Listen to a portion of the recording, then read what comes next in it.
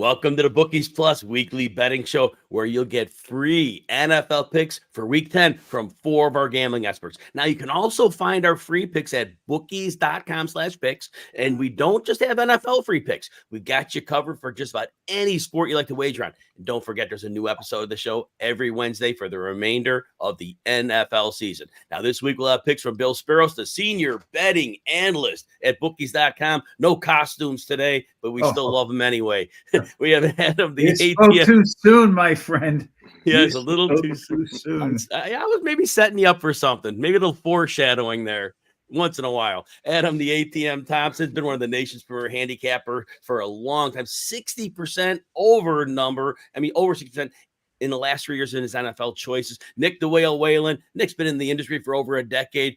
Focus NFL, NBA, you know him from RotoWire, also does guest appearances, VSiN, DraftKings, and I'm Jim Coventry. All right, let's get to the picks. Bill, you're going to start us out with some Arizona Cardinals talk and maybe a costume. Yes, thank you. Now we're talking. There we go. These birds are flying. Now the Jets will be easy prey this week for the Cardinals in Arizona. Gang Green won its Super Bowl last week on Halloween. They beat the depleted Houston Texans. But Aaron Rodgers remains in a holding pattern, somewhere between barely decent and old man terrible. They're going to be on the road. They're going to be in a dome. Granted, it'll be like a Jets home game, but they're still going to be in a dome. They're going to be in a track meet against a team that is flying.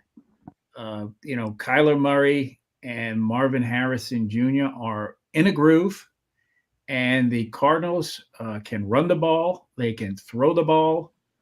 They're going to score a whole lot of points, and they love to cover against the AFC, having done it 5 straight times. Love that call.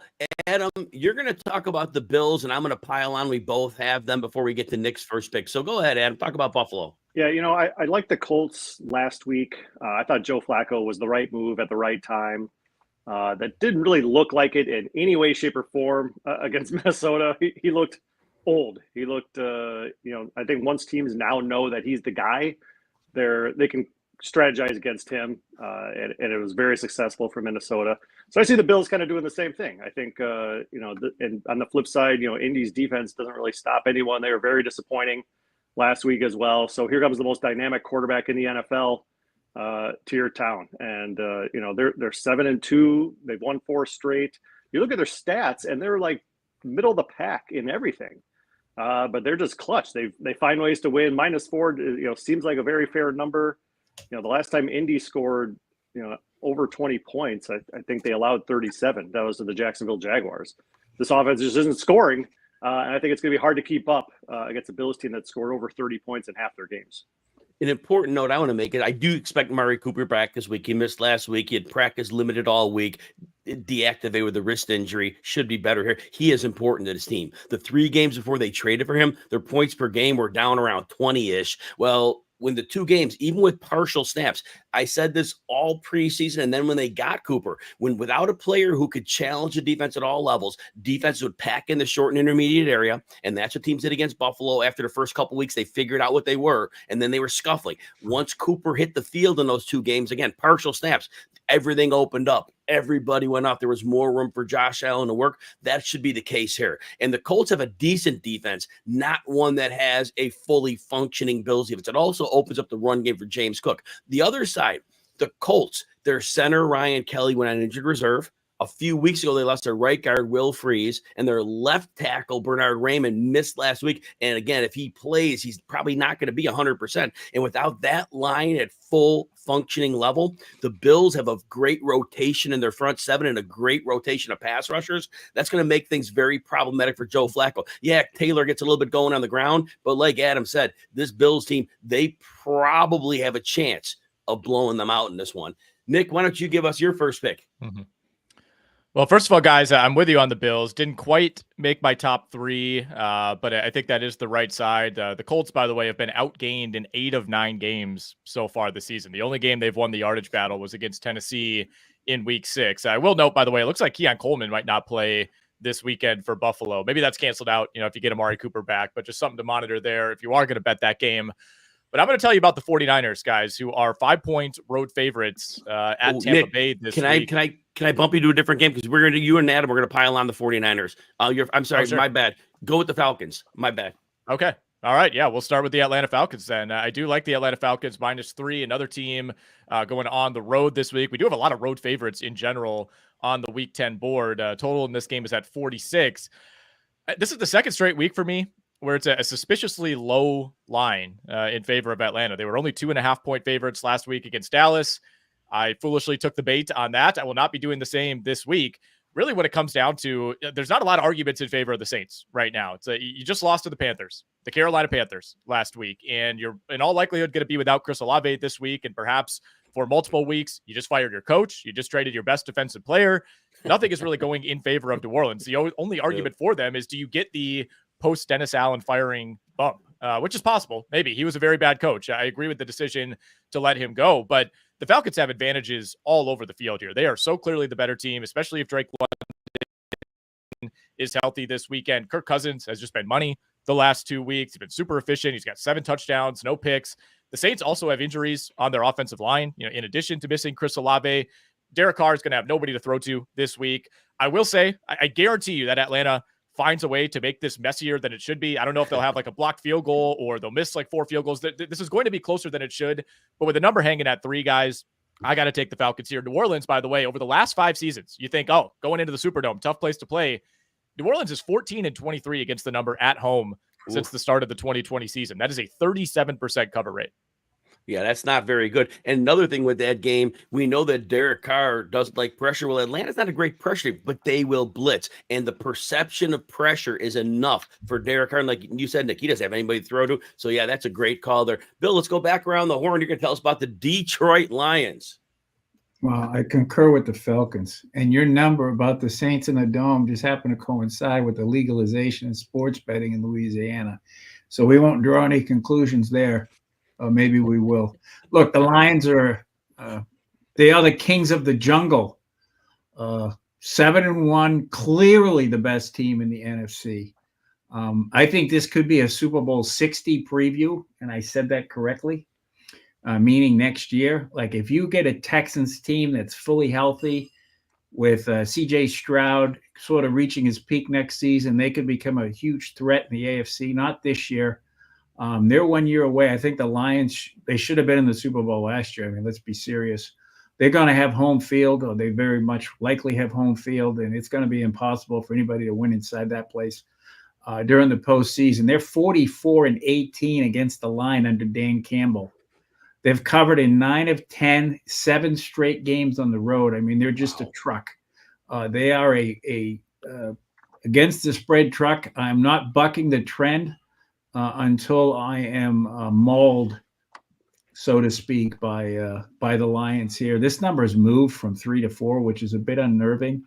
But I just don't see Houston really being able to sort of score or keep the pace. And the Lions have proven that they can win just by running the ball, or very much running the ball and allowing Jared Goff not to become Jared Goff and not being forced into terrible throws. So I just think this one lines up well. I'm just rolling with the Lions until there's nothing to roll with. And, they brought in Zadarius Smith to rush the passer and trade this week. And Laramie Tunsil, the left tackle of the Texans, has been horrific this year. The line's been a turnstile. So, yeah, pressure's going to be a big, big problem there as well. So, next pick, Nick and Adam, we both have you on the Niners -5. Nick, why don't you kick this one off, and I'll Adam pile on after I rudely interrupted you from starting talking about that the last time. No problem, Jim. Yeah, I like the 49ers here. Going on the road, coming out of a bye, though, a huge rest advantage for San Francisco. You got basically 2 weeks to prepare for this game.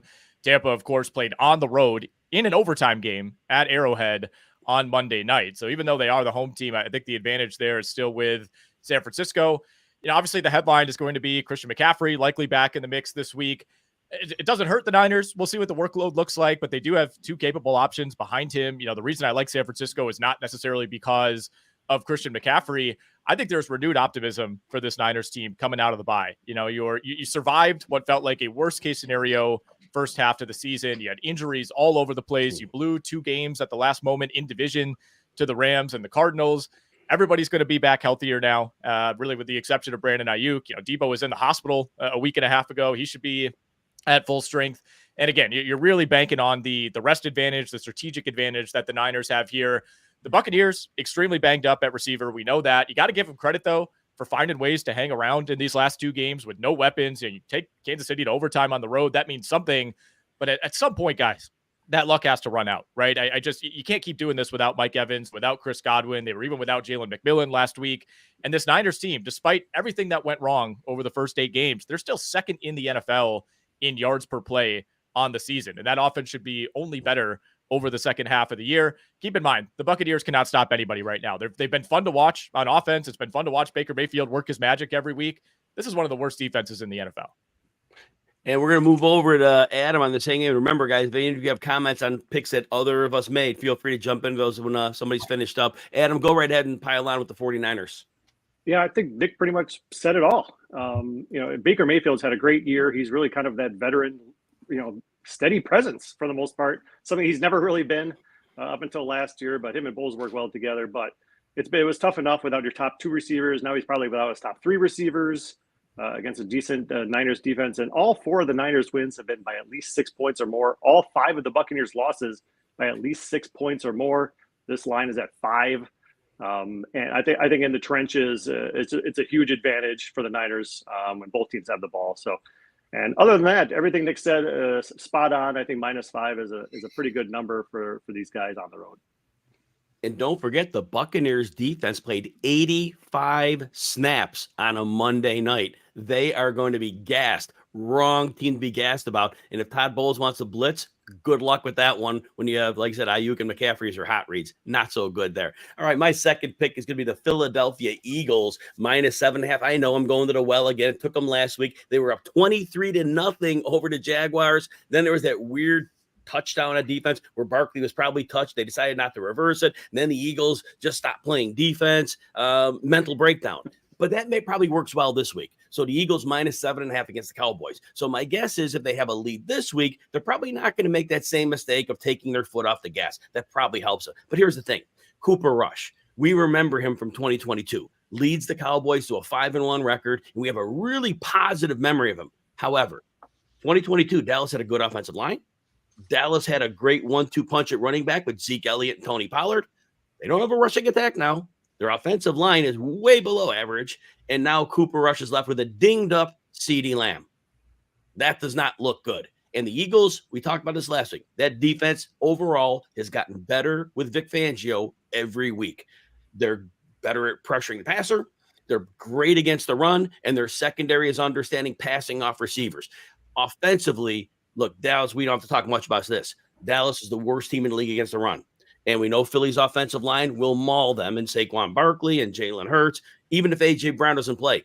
Not too worried about her. Think the Eagles roll. Anybody else have a comment on that game?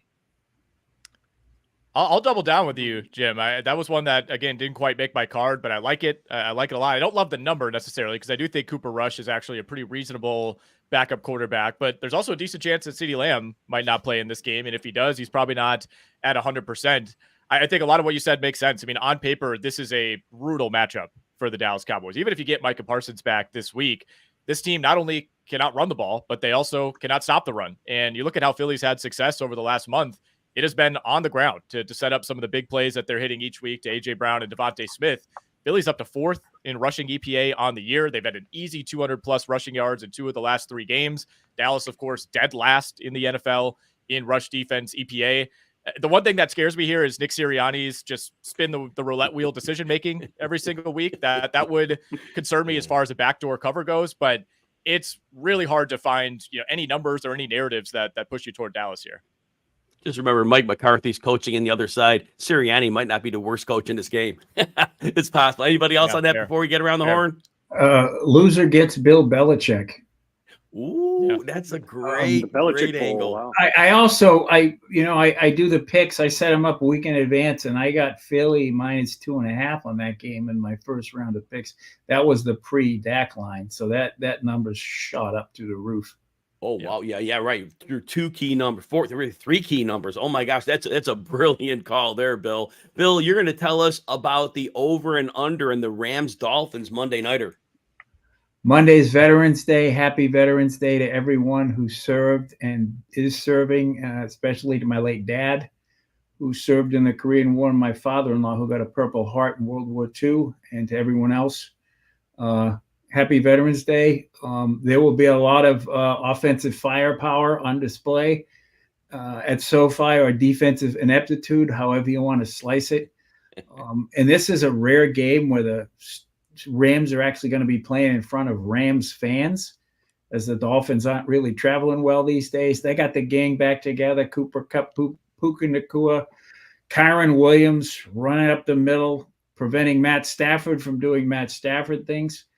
The Dolphins can't stop a nosebleed. They're not going to be able to stop these guys, but they are scoring points. They lost back-to-back games in crushing fashion, 28-27 at the gun to Arizona and 30-27 to Buffalo in overtime on Sunday. But they're scoring 27 points a game. The Rams should very easily be able to match that at the very least. Anyone else on that game? All right, we move forward. Adam, you're going to tell us about the Chicago Bears. You're going with the Matt Eberflus boys. Let's hear about it. Yeah, this is already. I'm already regretting. As soon as you drive off the lot with this one, it just feels sour. But yeah, I mean, they've been terrible the last 2 weeks. 24 points combined. They looked overwhelmed in Arizona. Now at least they get back home. They're averaging 30 points a game at home. They've covered all 4 games with complete ease. I think New England's run defense, or the run offense, rather, Stevenson, I don't know if he wants to be out there anymore. He's averaging about 1 yard a carry, it seems like, at times. I think keeping up with the Bears is going to be an issue if that offense gets going. They're very confident at home. Williams plays very well at home, and if they start scoring, if they get a lead, I think New England's going to be in trouble. The Pats are 0-4 on the road since week 1. 3 of those were total blowouts. Chicago has really actually overwhelmed bad teams that they played. They were -4 against Tennessee, beat them by a touchdown. Favored over the Rams, beat them by a touchdown. Favored by 4.5 over Carolina, beat them by 4 touchdowns almost. They were an underdog against Jacksonville, beat them by 19. So when they play subpar teams, they seem to step up and take care of those teams. So -6 at home, that's a number that again, they scored 24 points in the last 2 weeks, but they average way more than that at home. I think they get back home and right the ship. I love that. Little Chicago Bears. Anybody else on that game? I think Ramondre Stevenson was probably disappointed he wasn't traded. I think a lot of folks want out of Foxborough. Drake May's winning over hearts and minds, but you have a lot of players in the NFL on teams like the Patriots.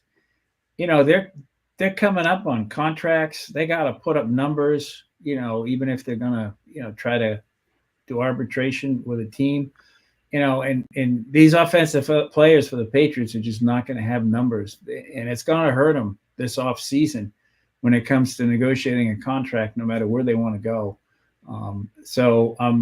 You can definitely see where Stevenson might be, kind of checking out a little bit, because he figures it's not going to happen for him this year in terms of, especially with Drake May. They're trying to build Drake May. They're trying to make him, Stevenson's going to get fewer and fewer touches each week as May gets better and better. Stevenson's running behind that horrible offensive line. It reminds me of Eric Dickerson when he went to the Colts. Nick, you're too young for this one. Sorry. But the line that Eric Dickerson said, the line in Indy was so bad. He goes, it's like playing Russian roulette with 5 bullets in the chamber. It's not so good. Guess what? Guess who stopped blocking even more for him after that? But at least Ramondre Stevenson is smart enough to not complain about his line. All right, we have one more game here. Nick, you and I both like the Vikings. Why don't you start and I'll pile on? Mm-hmm. Yeah, this is, kind of the 3rd week in a row now for me where you're seeing a slightly suspicious number for my Jacksonville Jaguars, and that number is actually on the rise. So we got it at 4 earlier this week. I'm now seeing 5.5 at DraftKings, and I believe that is amid concerns that Trevor Lawrence may not be available for this game. We'll see. I would be surprised if he doesn't gut it out, but at the same time, the Jags are a 2-win team, and Trevor Lawrence himself was at the podium this morning saying, yeah, I'm banged up. Perhaps the the biggest indication is that the Jaguars did sign CJ Beathard to their 53-man roster. And you typically don't do something like that unless you think there's a real chance that your quarterback might not be out there. So again, glad we were able to lock this in at 4. I still like Minnesota. Anything under a touchdown here. I know you're on the road in Jacksonville. There's not some sort of massive home field advantage there. Really nothing at all. And, I think you look at Minnesota last week, felt like a close game. You played a 1-score game against the Colts, but the Vikings committed 3 egregious turnovers. One of them was returned for a touchdown. The other 2 were just bad picks by Sam Darnold. They also missed 2 field goals in the first half of that game. That should not have been a 1-score game whatsoever. You look at some of the key numbers overall in that Sunday night game. Minnesota had 16 more first downs. They had almost 200 more total yards than the Colts. They had 5.8 yards per play. They won time of possession by almost 14 minutes, and they held the Colts to just 68 rushing yards. That is a Colts team, by the way, that has been outgained in 8 of 9 games this season. I know the Jags have covered 3 in a row. I know they've been a little frisky. They had no business covering last week. That was all Sirianni and just kind of a weird play where, Trayvon Walker is able to return a fumble that probably shouldn't have been a fumble. Minnesota is the vastly better team here. Justin Jefferson is going to work that Jaguars secondary. Again, anything under a touchdown here, if you could still get it at 5.5, that's fine. I think Minnesota wins by at least 7. I'll talk about the other side of the ball here. Even if Trevor Lawrence plays, first of all, Minnesota has been phenomenal against the run, and that rushing attack has not been good for Jacksonville. They're not going to be in favorable passing situations. They're going to be in negative script, and that's going to be a problem. And we know that even though that Minnesota blitz doesn't always get home, it speeds the quarterback up. And in a poorly coached offense that's not scheming people open, speeding up the quarterback, whether it's Lawrence or a backup, it's going to lead to some disastrous turnovers. And like we said here, this one should be a blowout. Anybody else have anything on that game?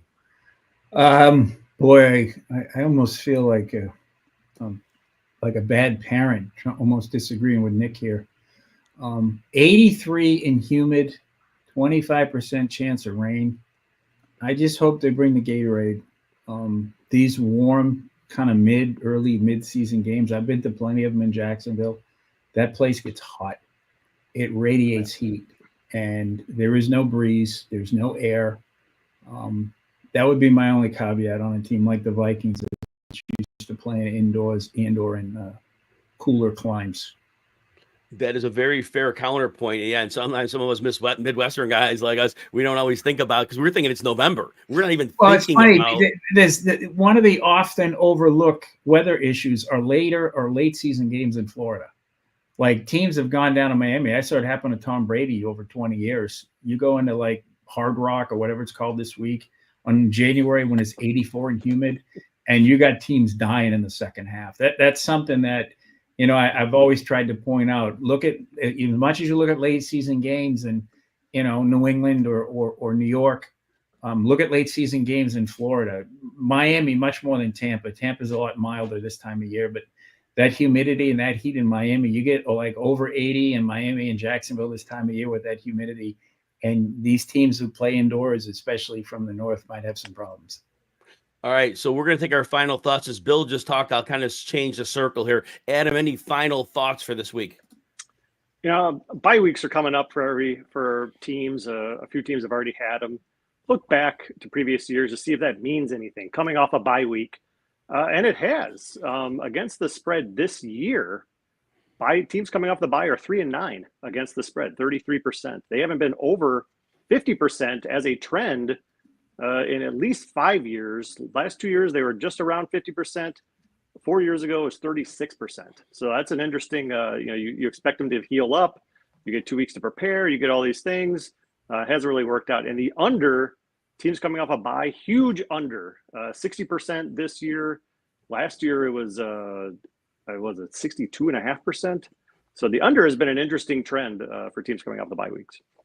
Nick Whalen, any closing thoughts for us? Yeah, it's a good note by Adam. Something to keep in mind, certainly with the Niners-Bucks game, where we got a total north of 50. I think it's worth noting that we continue to swing back and forth. It feels like every week or every couple weeks with the favorites trends. I mean, favorites went 14-1 straight up last week, with the Saints being the lone blemish on that record. 10-5 ATS in week 9. We'll be very interested to see if that swings back this week.